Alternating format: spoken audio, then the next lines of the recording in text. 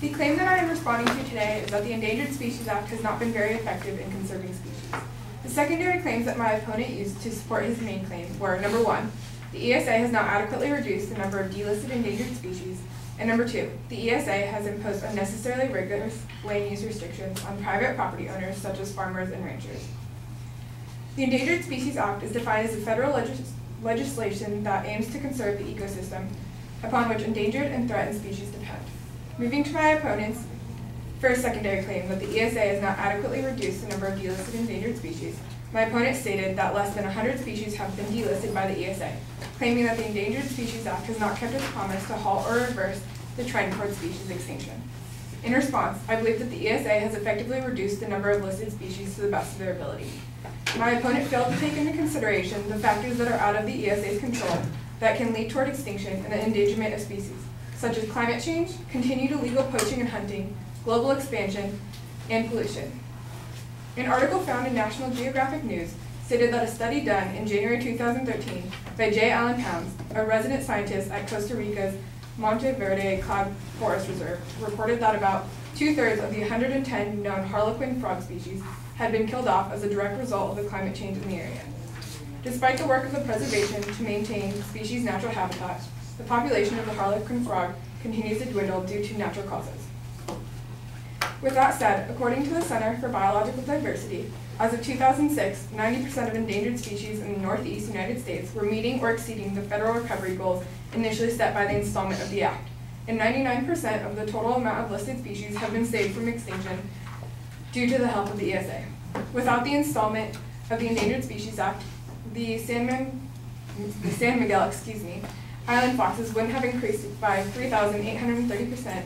The number of nesting female Atlantic green sea turtles in Florida wouldn't have gone up by 2,206%, and the El Segundo blue butterflies couldn't have increased by 22,312%. Continuing on to my opponent's second claim that the ESA has imposed unnecessarily rigorous land use restrictions on private property owners such as farmers and ranchers. To support his secondary claim, my opponent stated that the ESA limits the landowner's ability to make use of his or her own resources if a protected species may be living there in their habitat. My rebuttal to this claim is the Endangered Species Act has taken the appropriate and necessary measures to decelerate the rate of species extinction through the implementation of land use restrictions in areas that contain habitats of endangered animals. The survival of wildlife is dependent upon their habitat, which provides them with food, water, shelter, and protection. The degradation or deterioration of their habitat can result in the extinction of a species, which in turn can drastically alter the ecosystem in which we currently live. Representative Sullivan, the floor manager of the House of Representatives, stated during the legislative process that the principal threat to animals stems from the destruction of their habitat. The destruction may be intentional, as would be the case in clearing of fields and forests for development or resource extraction, or it may be unintentional, as in the case of the spread of pesticides beyond their target area. Whether it's intentional or not, however, the result directly affects the human population. In summation, it is vital to the balance of our ecosystem to preserve the habitats of endangered species. In order to create a happy medium between landowners whose property is being restricted and the ESA, government policies have been put in place. These policies listed under Section 10A(1) of the Endangered Species Act protect landowners and promote economic development while still providing protection to endangered species. Some of these policies include the Habitat Conservation Plans and the Safe Harbor Agreements. Habitat conservation plans give landowners a permit that allows them to legally proceed with an activity that would otherwise result in the unlawful death of a listed species. They are given incentives to help protect listed and unlisted species while allowing economic development that may harm or kill members of an endangered species.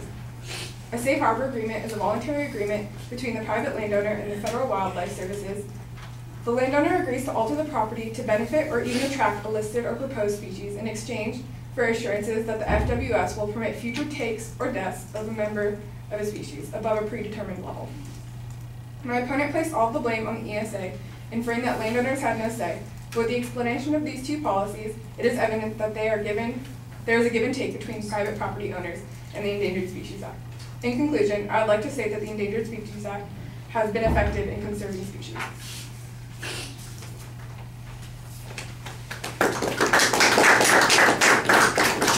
And Professor, since I'm essentially refuting the same speaker, is it okay if I go up right afterwards since it's comparable? Yeah, hang on a second. Yeah. Sorry. possibility that two people are refuting the same? Okay.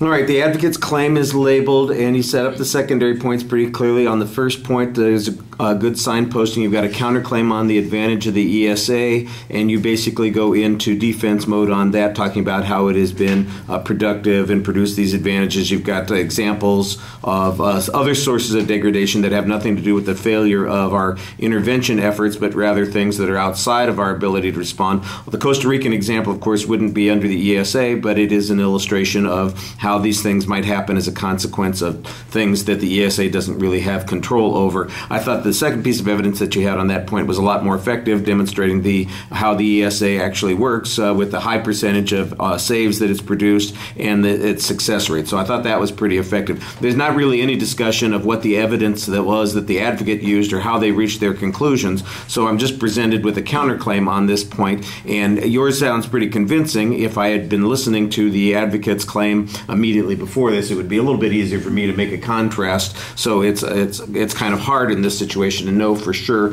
how well that applies. On the second point, I think that you did do a good job summarizing what the advocate's argument was and suggesting that there are mitigating issues that go into this process, that, for instance, landowners are not denied property rights, and that there are ways in which those kinds of things are mitigated, and you give us two examples on that. At one point, it wasn't clear whether or not you thought the advocate was complaining about the impact on the species or the impact on the property rights, but the last points that you're illustrating show that it's really focusing on the property rights, and I think you do a pretty good job addressing that issue there. Once again, there's not much contrast to what the evidence was or the reasoning was that the advocate used, so we're mostly getting counterclaims at this point. All right.